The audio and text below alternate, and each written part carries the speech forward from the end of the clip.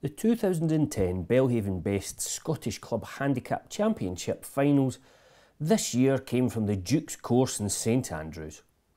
On a rather wet and windy day, the stunning hilltop course provided a rather murky view down to the Old Town.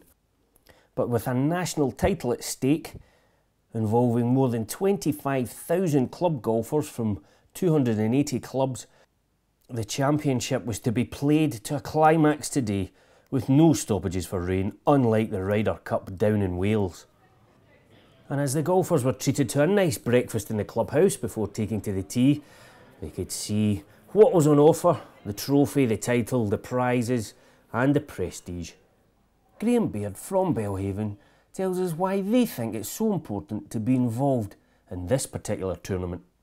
The appeal of sponsoring such an event was quite simple really, in that it opened a competition to club players throughout the country of a varied ability to compete in what we see as a high profile national event.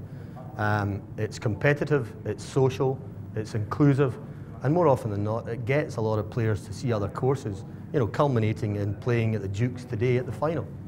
Belhaven Best has a strong heritage with many clubs throughout Scotland, and in particular those affiliated with the Scottish Golf Union.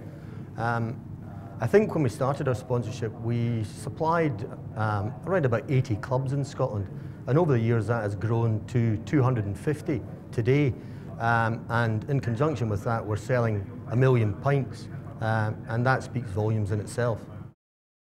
No doubt then that both club golfers and Belhaven themselves benefit from this partnership. But what does Graham think about the golfers going out to face these kind of conditions today for the final?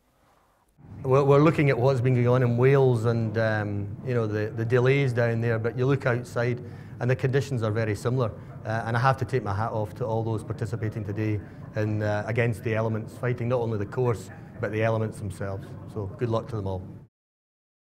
Good luck indeed, and out onto the course where there was a 2-tee start today. And over on the first, there's Paul Bradley from last year's winning team from Mount Ellen Golf Club. And well, if he was feeling the pressure of defending the title, he wasn't showing it. Lovely swing with the cameras on him from both sides, while the rest of the competitors warming up on the practice putting green.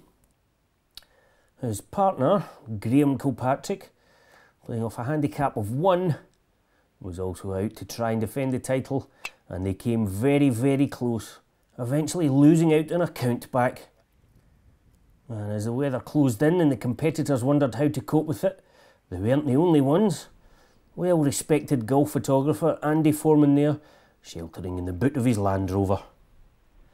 The team from Nig Bay consisted of this man here, Gary Stewart, alongside his partner John Allen. And they too put in a spirited performance in trying conditions, finishing alongside the Mount Ellen team, and again missing out on a count back.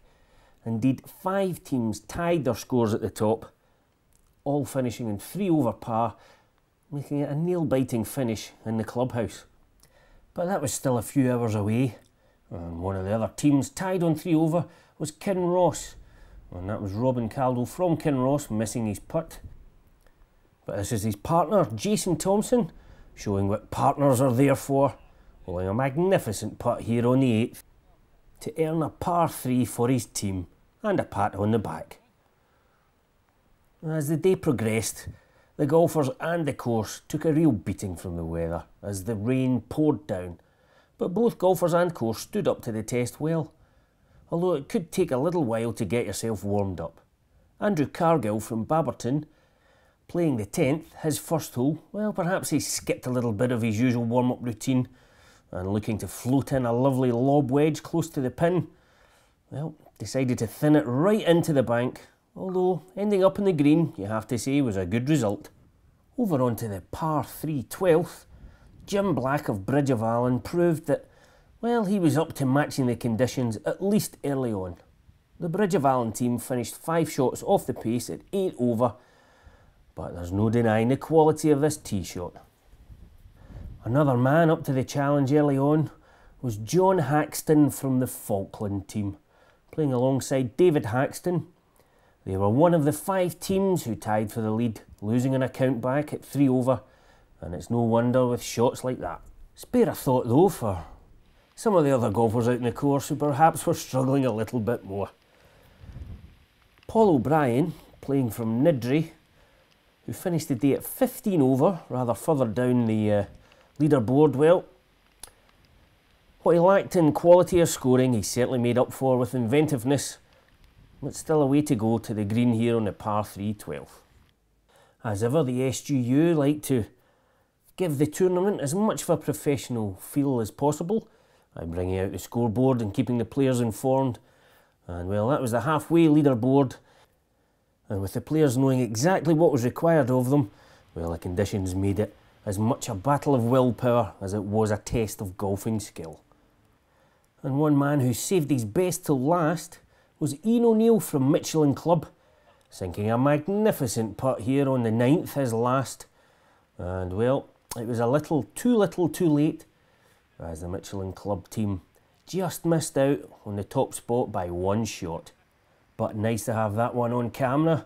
And as the weather got even worse, well, not everybody agreed. Some people out there thought, well, perhaps it was t-shirt weather. This man, Stephen Hutchin, well, managed to go the whole round without putting a waterproof jacket on.